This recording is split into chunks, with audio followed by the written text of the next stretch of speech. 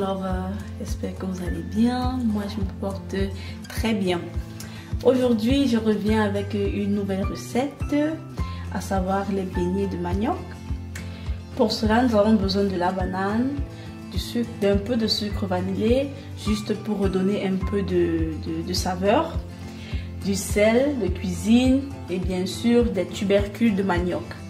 L'huile rouge, il y a certains qui utilisent l'huile rouge pour faire les beignets manioc, mais moi dans mon cas je ne vais pas l'utiliser, donc j'ai juste voulu le mettre là pour faire cette petite précision. Et ensuite je vous dirai à quel moment exactement on utilise l'huile rouge dans la recette. Voilà, c'est parti, on va commencer par peler nos tubercules de manioc. Donc la première étape, nous commençons par peler notre tubercule de manioc. Voilà.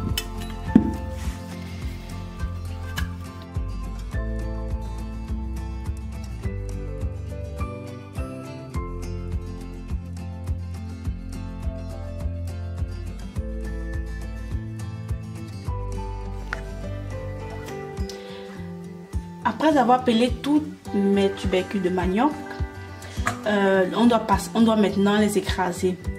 Et là on a deux choix, soit on le fait avec un mixeur ou alors on le fait avec cet ustensile. Moi mon mixeur n'ayant pas une très grande capacité, du coup j'ai dû le faire avec la râpe.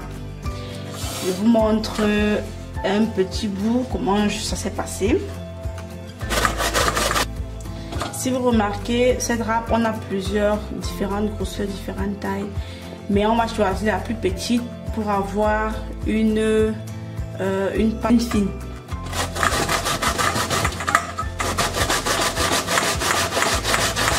En râpant, lorsqu'il vous reste un tout petit bout, faites attention à vos doigts aussi. Et aux ongles pour celles qui en ont. Voilà.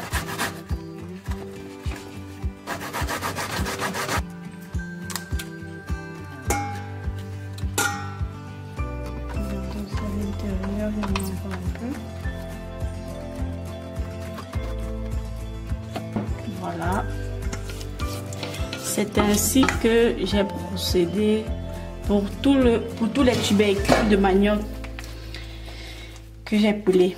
Vous pouvez imaginer le cadre que j'ai passé. Après avoir râpé nos tubercules de manioc, nous devons essorer l'eau en trop qu'il y a dans la pâte. Donc nous avons besoin d'un tissu à peu près comme celui-ci. Rassurez-vous qu'il soit propre et qu'il ne laisse pas de résidus de tissu dans le mélange. Voilà. On va aller en petite quantité pour être sûr de bien le faire.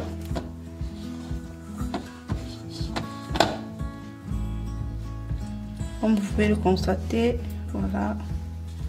Il suffit juste de tourner. C'est facile, voilà, comme ça c'est mieux.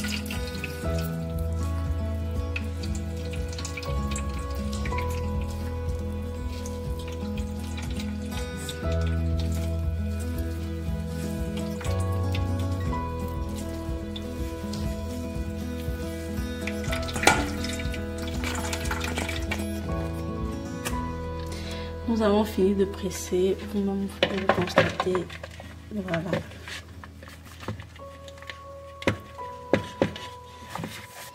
Voilà le résultat, que nous avons une pâte bien sèche. Et voilà la quantité de jus que nous avons ressorti.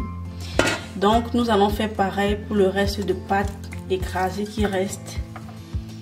Et on passe à la prochaine étape. Prochaine étape, je dois peler ma banane. Ensuite, découper et écraser. Voilà, je viens de finir de peler mes bananes. Ne vous étonnez pas si vous constatez que la quantité des bananes a augmenté. C'est simplement parce qu'on ne peut pas prévoir à l'avance la quantité de bananes qu'il faudra pour la pâte, pour que la pâte de manioc soit bien moelleuse. Du coup, je vous conseille d'écraser autant que vous en avez. Voilà. On va donc passer à l'écrasage de nos bananes. Pour faciliter la tâche de mon appareil, je passe encore des petits coups de découpe. Vous pouvez aussi passer vos bananes au mixeur ou bien au mortier. Ça dépend de tout un chacun. Il y a plusieurs méthodes pour écraser ces bananes. Ensuite, on va avec le mixeur. On commence tout en douceur.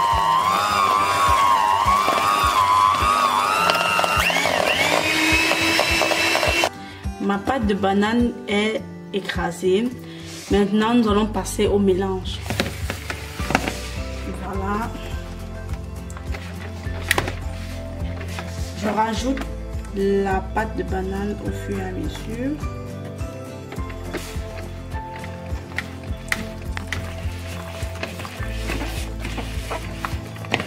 Je préfère d'abord faire comme ceci avant de lancer le mixeur en marche. D'office, ça se voit que ça ne suffira pas la quantité de bananes que j'ai mise. Alors, j'en rajoute encore un tout petit peu.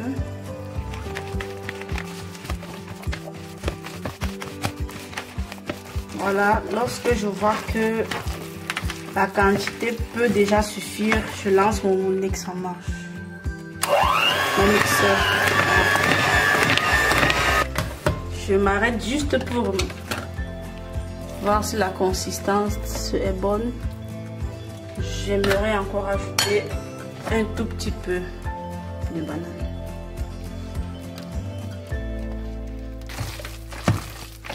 À ma grande surprise, je constate que j'ai bien calculé la quantité de bananes qu'il fallait. Donc je vais tout utiliser. Je suis contente.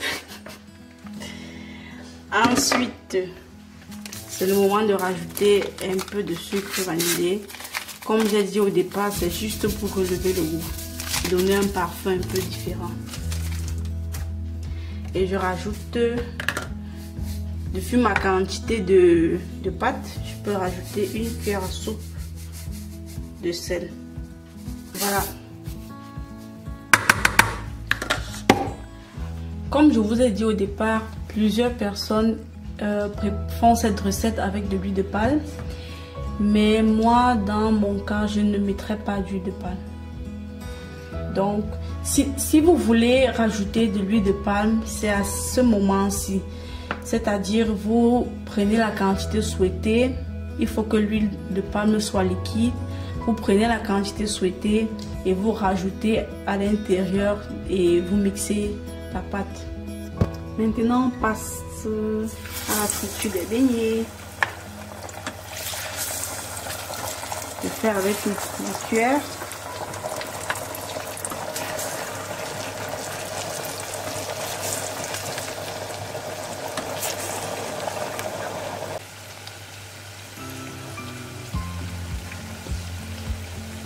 Quand vos beignets sont bien dorés, comme vous pouvez le constater, vous pouvez maintenant les enlever.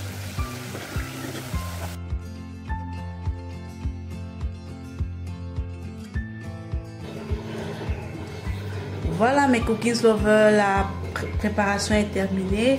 Je vous ai montré aussi un exemple de présentation. D'autres personnes les mangent avec du piment, avec du poisson frit, du poisson braisé. Ça dépend de tout un chacun.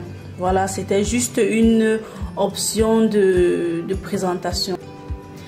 J'espère que la vidéo vous a plu. Je vous donne rendez-vous dans de prochains numéros avec d'autres recettes encore plus belles. Je vous réserve beaucoup de surprises et n'hésitez pas à laisser des commentaires, liker, abonnez-vous et si vous avez des questions, laissez-les sous la barre.